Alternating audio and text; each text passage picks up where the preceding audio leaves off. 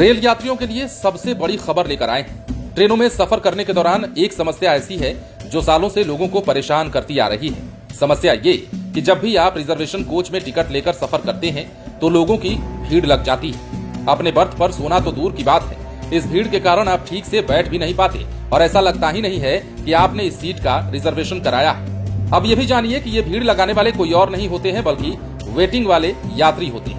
कभी कभी तो शौचालय से लेकर बोगी की आखिरी हद तक लोगों का जाम ऐसा लगता है कि ये रिजर्वेशन वाली कोच नहीं बल्कि जनरल कोच है। त्योहारों में हालात और भी बदतर हो जाते हैं, लेकिन अब अगर हम ये कहें कि रेलवे ने ऐसे लोगों को रिजर्वेशन वाली बोगी से बाहर करने का फैसला ले लिया है तो क्या आप खुश नहीं होंगे? जी हाँ, खुश हो जाइए, क्योंकि अब इसकी शुरुआत हो चुकी है और अब खबर के मुताबिक रिजर्वेशन बोगी में वेटिंग वाले यात्री जो भीड़ का कारण बनते हैं उन्हें घुसने नहीं दिया जाएगा, या फिर अगर किसी प्रकार से घुस जाते हैं तो उन्हें तुरंत बाहर का रास्ता दिखा दिया जाएगा। तो चलिए अब खबर हम आपको विस्तार से बताते हैं। ट्रेनों में प्रतीक्षा सूची बढ़ने की वजह से आरक्षित कोचों में भी यात्रियों की भीड़ बढ़ती जा रही है। इस वजह से जिन यात्रियों का कंफर्म रिजर्वेशन है उनमें से कईयों को अपनी बर्थ प्रतीक्षा सूची वाले यात्रियों को साझा करनी पड़ रही है। इस वजह से सफर के दौरान उन्हें खासी असुविधा हो रही है।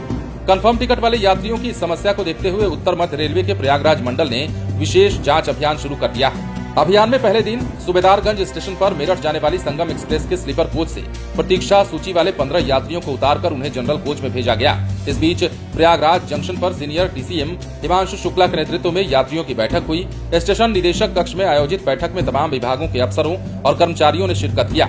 इस दौरान गर्मी के इस मौसम में ट्रेनों की लंबी प्रतीक्षा सूची को देखते हुए भीड़ प्रबंधन दुरुस्त करने को कहा गया है। एसी कोच में यात्रियों को साफ सुथरी चादर, तकिया और कंबल दिए जाने पर जोर दिया गया है। इसके अलावा खान पान की सुविधाएं बढ़ाने और छोटे स्टेशनों पर उचित प्रकार की व्यवस्था करने को भी कह दिया गया है। ये भी कहा गया है कि आरक्षित कोचों में अन्य श्रेणी और प्रतीक्षा सूची वाले यात्री न यात्रा करें।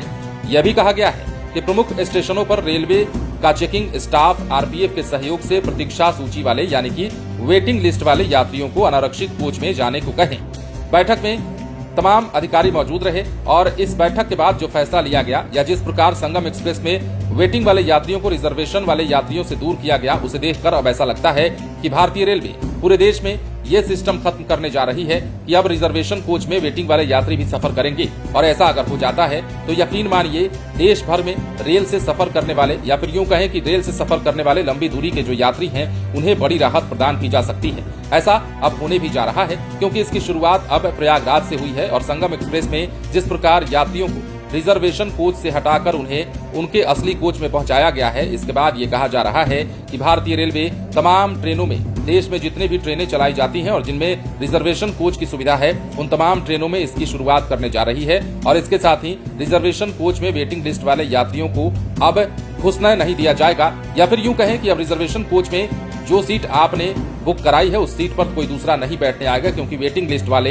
रिजर्वेशन कोच में आपको नजर नहीं आएंगे। अब देखना होगा कि जिस प्रकार प्रयागराज में ये कार्रवाई हुई है, जिस प्रकार प्रयागराज में ये मुहिम छेड़ी गई है, ये मुहिम आने वाले दिनों में क्या भारतीय रेलवे तमाम रेल खंडों पर इस नियम को लागू करता है, इस मुहिम को चलाता है। बने रहें लाइव सिटीज के साथ।